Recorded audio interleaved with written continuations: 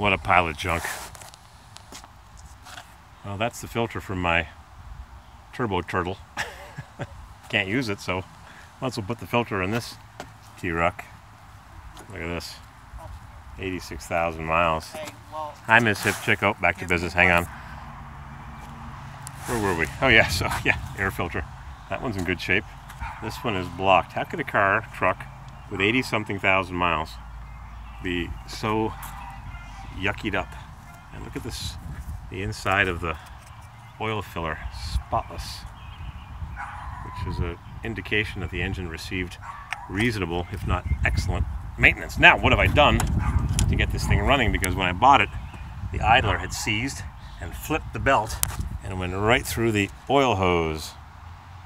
Not good to have a hole in your oil hose, especially when you got 50 pounds of pressure or whatever it is. So I took a piece of PEX and I put 2 PEX stainless steel hose clamps on the original barb that I cut off with a grinder very carefully.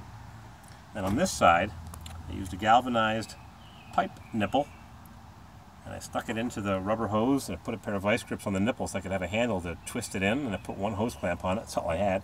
And I put 2 PEX clamps on this side, and I spaced them too far apart, but I couldn't see what I was doing. So I should have an oil line, and I just gave back a gallon of oil to Walmart that I wanted to use inside this motor, and I forgot, and I gave it back, and I don't have any more used oil. And what's inside the oil filter housing? Yes, mouse nest. Yeah, they just live for this insulation. They must love it. What they do before people invented insulation 75 or 50 years ago. Yeah, I guess I'll just leave this crap in here. What a mess.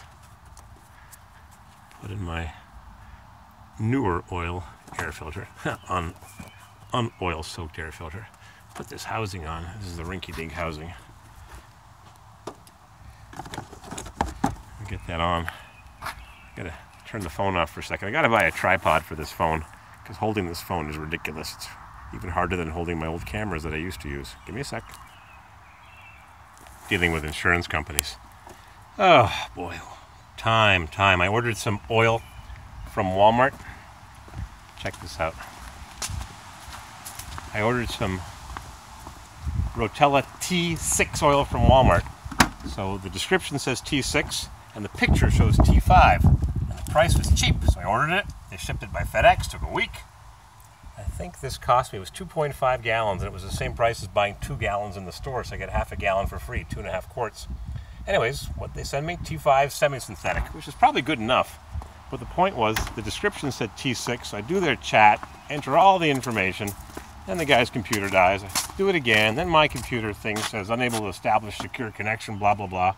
Wasting time with Walmart's online garbage. You order from Amazon, you get exactly what you're supposed to get. Amazon's online presence is good, which is why they're 5 times the size of Walmart, or whatever their stock is. Uh-oh, door won't open. Oops, gotta get a crowbar and crow that away. What a waste. Now I gotta ship that oil back. Oh, God. It's just sometimes it's so annoying to do this online stuff. They don't ship things on time. It gets returned. So give me a second. I'm gonna get a crowbar and crow that door open. Leave my tools here. I got 2 batteries. I got the lead insert between the positive battery cables so they make a secure connection. There's a lead insert in there. There's a long bolt and a lead spacer. Yep. Can't show it to you now. I can show you the oil line crimp that I removed. And let's hear this baby rock and roll. Hope it has enough oil. The dipstick shows something on the bottom. And all I have here is some transmission oil. Maybe it's better than nothing. Does that mean there's oil in this thing? If it's a couple quarts low, it won't matter because I did put in a gallon last year when we fired it up with a leaky oil line. So give me a sec. I'll go get a crowbar. Don't go away. I got the door open with my little crowbar here. I just wedged that in there very carefully and moved the fender away. Boy, this truck is so rotted. I was looking underneath and this shock absorber is rusted right off. Well, it's still attached, but not looking too healthy. Oh, the other one was rusted off. Look at that. Yeah, the shock absorber's rusted right off. I've seen that before. I had a 70 GTO when I was a kid in 1980. So, got glow plugs? I don't know. Power windows? Look at that. Aftermarket add-on power windows.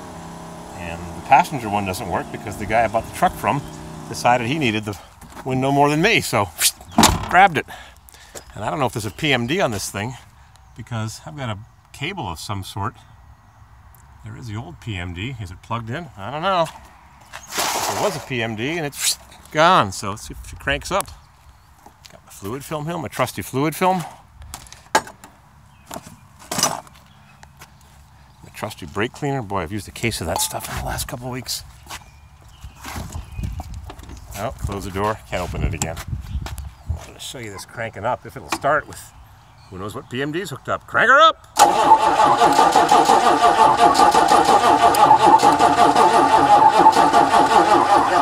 that sounds real healthy. So much for my 2 fresh batteries. Kept them both on the charger. This one's 315. That's just over 2 years old. And this one,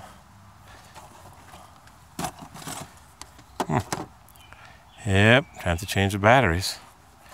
I wonder which one's junk. I'll disconnect this one, and see if the cranking sounds the same, because it sounded a lot better when we started it up at the guy's farm. I wonder if it has any oil to spew out of the line. Oh, bother. Here we go. Get another battery. All right, that battery is disconnected. Let's hear what it sounds like. Oh, the other battery is totally dead. This battery is not so great, but this Walmart battery is history. Never start. Guess we gotta change that. Don't go away. Sometimes problems are easier to solve than you think. I didn't tighten the negative cable on this side, so you can't over tighten those babies because of the threads that are in the battery, only half of it is really threaded. So you're getting half of an aluminum or lead thread. So I just cranked it up for a second and she spun a lot faster. So I can't reach this thing.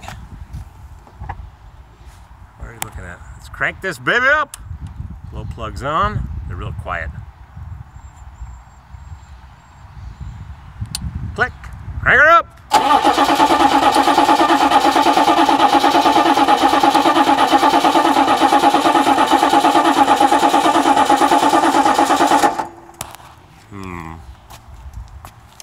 She fired right up.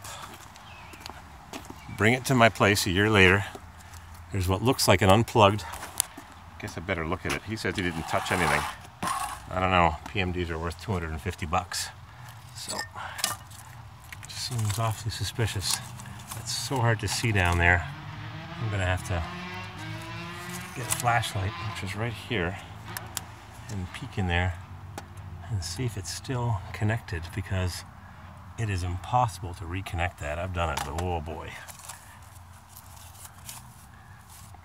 Give me a second. I'm gonna look to see if that PMD was really taken. I think it was. Well, so much for that. Yeah, like I thought. You cannot even see where to plug this jumper in. I don't know why it has a jumper. It should just plug into the existing GM wire and then have an extension to go to the remote PMD. But this truck had a remote PMD and the guy grabbed it, or somebody grabbed it, but they knew what they wanted.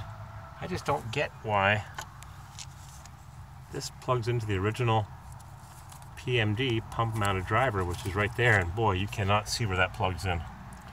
Forget plugging it back in, you can't even see it because it might still be good enough to start the truck.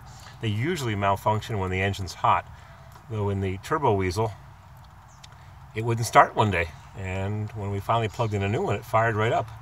The guy wanted to put a new injection pump in. He took out the solenoid and the spring was sitting in the intake manifold valley. I spotted that, put the new PMD in, and she fired right up. But in this case, I don't know why it has a jumper, like it's going to plug into the old one and plug into a new one that would be mounted over there or over here or wherever. But I think I have a spare PMD somewhere. I know Spiked Punk asked me for a new one to have, and he has two different plug styles, but yeah, I need a PMD, so I'll get one off the white one that I brought back from Phoenix all those years ago that the X blew the engine on. It's half installed, and I don't know when I'll get to it. So this thing's not going to fire up today. Too bad, so sad. I guess I'll work on that BMW and put the door panel on, and boy, is it nice here. Yep, I wanted to get this thing fired up and be able to move it around. and then start stripping it. So we're done with this for today.